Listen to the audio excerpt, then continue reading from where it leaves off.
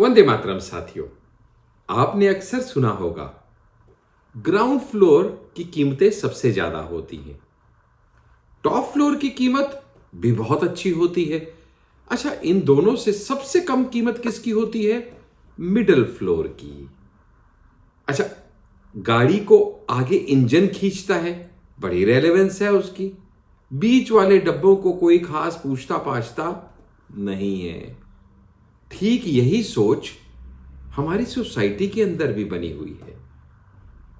जो सरकारें हैं वो सबसे ज्यादा किसको पूछती हैं? सुपर रिच को, अमीर आदमी को। क्यों? चंदा जो मिलना है वहां से। अच्छा, दूसरे नंबर पे किसको पूछती हैं? गरीब आदमी को। क्यों?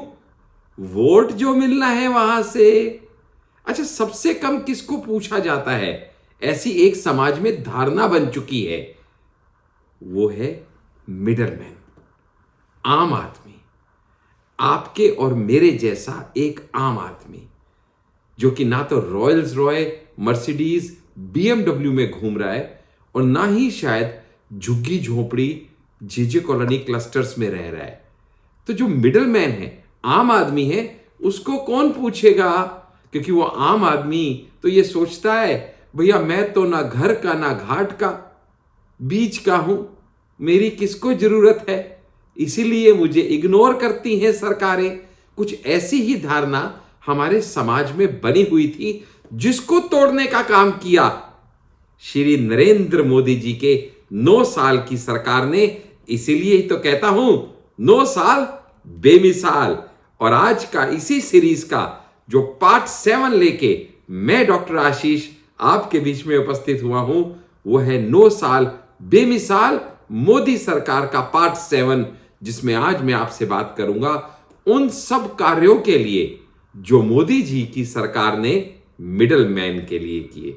वो मिडलमैन जिसको ज्यादा से ज्यादा लोगों ने आज तक इग्नोर किया, लेकिन मोदी जी की सेवा, सुशासन और गरीब कल्याण के चलते इस मिडलमैन को भी साथ में लेके सोसाइटी के उत्थान के लिए आगे बढ़ा गया। क्योंकि मोदी जी का तो ध्येय आपको मालूम है, सबका साथ, सबका विकास, सबका प्रयास और सबका विश्वास। यानी सबको साथ लेके चलना जब उनका ध्येय है, तो जब अमीरों के लिए कुछ करें, जब गरीबों के लिए कुछ करें, तो आखिर इस मिडलमैन को क्यों छोड़ दें? जिसका सबसे बड़ा सबूत आपके सामने मैं ये कह के रखूंगा।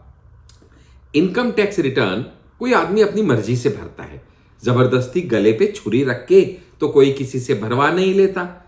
2013-14 वित्तीय वर्ष में जहां इनकम टैक्स रिटर्न भरने वालों की संख्या 3.35 करोड़ हुआ करती थी, वही संख्या बढ़ के अब इनकम टैक्स रिटर्न भरने वालों की संख्या 2022-23 में 3.25 करोड़ से बढ़ के हो गई 6.85 करोड़, तकरीबन 7 करोड़, दुगने से भी ज्यादा। इससे क्या समझ में आता है आपको? मिडलमैन का विकास हो रहा है, मिडलमैन ऊपर की तरफ बढ़ रहा है, अर्थव्यवस्था ठीक तरीके से ठीक दिशा में जा रही है। क्योंकि डिजिटल इंडिया जो मोदी जी का ड्रीम प्रोजेक्ट है, उस डिजिटल इंडिया की पहल के अंतर्गत उमंग ऐप के माध्यम से, अच्छा नहीं जानते हैं आप, उमंग ऐप के बारे में नहीं जानते हैं, आज ही डाउनलोड कीजिएगा। ये उमंग ऐप के माध्यम से 21,910 से अधिक सरकारी सेवाएं डिजिटल रूप में आपके पास उपलब्ध है। लेकिन क्या करें, आप और मैं मिडलमैन अपनी रोजी रोटी कमाने में इतने व्यस्त हैं, कहां ध्यान रखते हैं कि मोदी जी हमारे लिए कर क्या क्या रहे हैं। इसीलिए तो ये वीडियो सीरीज 9 साल बेमिसाल लेके मैं डॉक्टर आशीष आपके बीच में उपस्थित होता हूं, ताकि आप ये वीडियो देखें भी, अपने जैसे औरों को दिखाएं भी, जन जन तक पहुंचाएं भी। क्या आपको ये मालूम है, जिस डिजिटल इंडिया की मैं आपसे अब बात कर रहा हूं, उसके डिजिटल यूजर कितने हो चुके हैं? मात्र 16 करोड़। अब आप समझ पा रहे होंगे मैं क्यों कहता हूं कि राष्ट्र प्रथम हेतु, ये जो ध्येय लेके मोदी जी चले हैं, ये राष्ट्र प्रथम हेतु से ही तो ये विकास के कदम धीरे धीरे सब रखे जा रहे हैं, जिससे पग पग पग पग ये देश विश्व गुरु बनने की तरफ अग्रसर होता चला जा रहा है।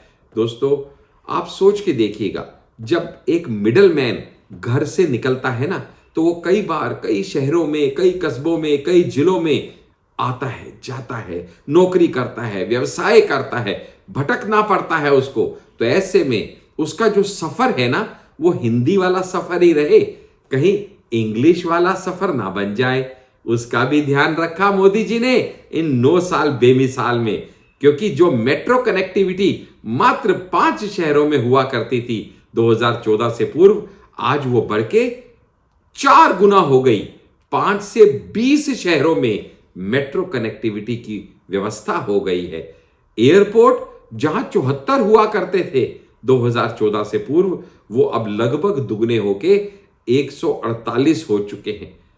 और आप तो समझ रहे होंगे मेरी बात, ये मैं क्यों कह रहा हूं, क्योंकि जब मेट्रो कनेक्टिविटी की बात कर रहा हूं, एयरपोर्ट कनेक्टिविटी की बात कर रहा हूं, तो मिडल मैन का आना जाना, उसका सफर और उसके दुर्गम रास्तों पे भी पहुंचने की जो उसको सुविधा मोदी जी दे रहे हैं, जिससे उसका व्यापार बढ़ रहा है, जिससे उसे नौकरी के साधन बढ़ रहे हैं, जिससे उसकी उन्नति हो पा रही है।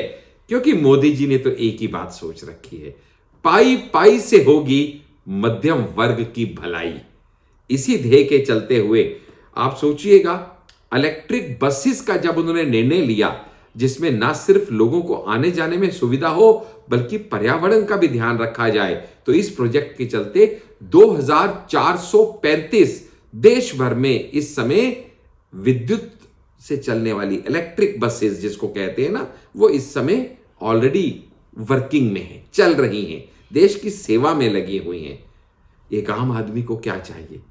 पाई पाई पैसा जोड़ा है भाई, टैक्स के रूप में तो नहीं ले लोगे?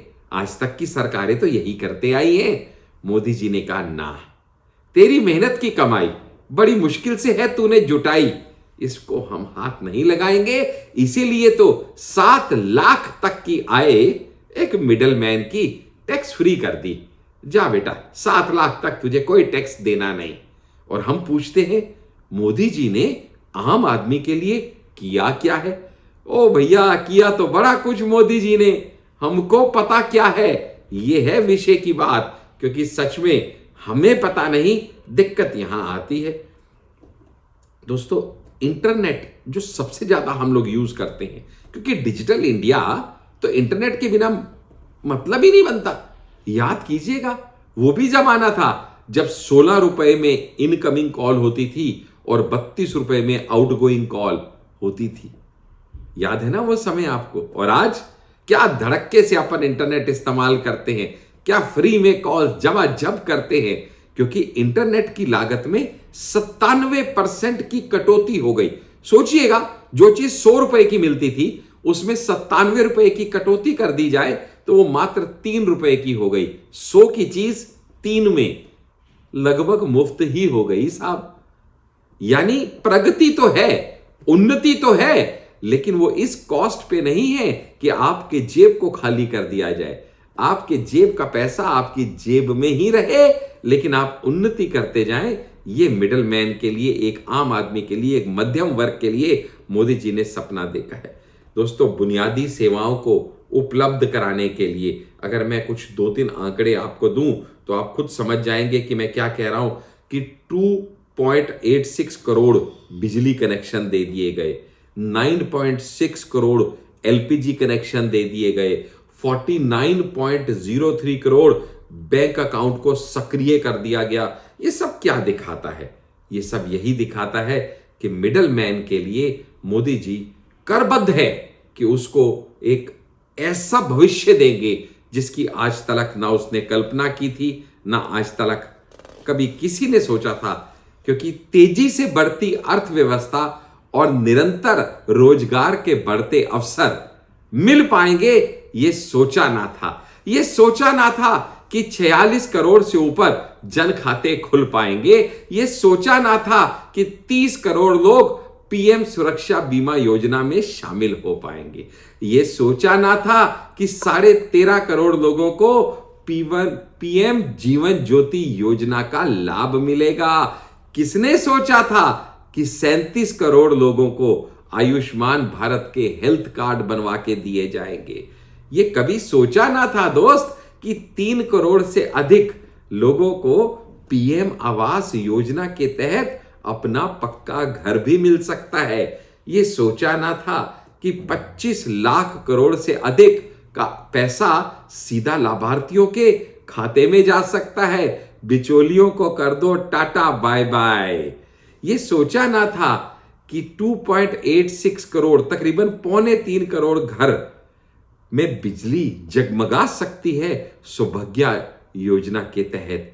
दोस्तों, ये सोचा ना था कि उज्ज्वला योजना से तकरीबन 9.5 करोड़ एलपीजी कनेक्शन मिल पाएंगे।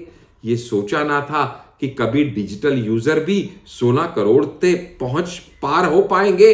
ये सोचा ना था कि 18 वंदे भारत यूं देश को गति देने का काम करेंगी। ये सोचा ना था कि 220 करोड़ लोगों को वैक्सीन कोरोना की मुफ्त में दे दी जाएगी। ये सोचा ना था कि 3.5 करोड़ लोगों को अपना पक्का घर भी मिल पाएगा। और ये तो कभी सोचा ना था कि 80 करोड़ लोगों को पिछले 28 महीने से इस वैश्विक महामारी के दौरान भी मुफ्त में राशन मिल पाएगा। मैं बार बार कहता हूं, पहले भी यही देश था, पहले भी यही संसाधन थे, लेकिन पहले ना नीति थी ना नियति थी। इसीलिए तो देश की छवि इतनी धूमिल थी। और आज मोदी जी के आने के बाद उन्नति से प्रगति के रास्ते खुलते चले जा रहे हैं। और जन जन की जो आस है उसको विश्वास में मोदी जी के आने से परिवर्तित हो गया है। क्योंकि सब जानते हैं मोदी है तो मुमकिन है। तो पिछले 9 साल जो बेमिसाल मोदी जी के रहे, उसके बारे में ये सारी सूचनाएं जन जन तक पहुंचाएं, घर घर तक पहुंचाएं। 2 मिनट लगेंगे आपको। इस वीडियो को अपने सभी ग्रुप्स में फॉरवर्ड कीजिए, शेयर कीजिए और हर मिडलमैन को आपके और मेरे जैसे ये यकीन दिलाइए कि पिछले 9 साल बेमिसाल कैसे रहे, इस बारे में उसको अवगत कराइए। इसी उम्मीद के साथ कि आप मेरी यानी डॉक्टर आशीष की इस प्रार्थना को स्वीकार करेंगे, अब मैं आपसे विदा चाहता हूं। जय हिंद, जय भारत।